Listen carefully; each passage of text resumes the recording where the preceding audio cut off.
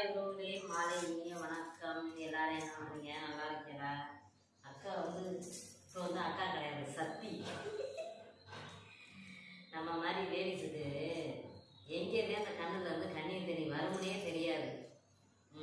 இந்த வெங்காயம் நடக்கிற விளையாட்டை மழை மழையாக ஊற்றுதுங்க. என்ன செய்கிறது? என்னன்னு பார்க்குறீங்களா? இன்னைக்கு நைட்டு முறையான விருத சாப்பாடு.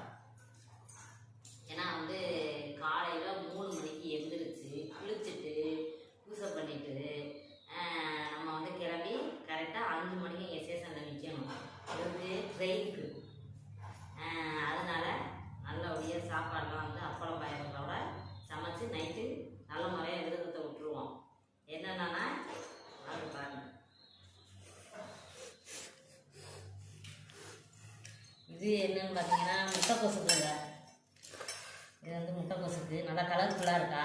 இப்படி பண்ணாதான் எனக்கு பிடிக்கும். இன்னும் தேங்காய் கடலைப்பருப்பெல்லாம் பொரியல் பண்ணும்போது இது பீன்ஸு, இது பச்சை பட்டாணி, கேரட்டு. இது என்னென்னு பார்த்தீங்கன்னா, எனக்கு காய் வேஸ்ட்டு பண்ணால் எனக்கு பிடிக்காதுங்க.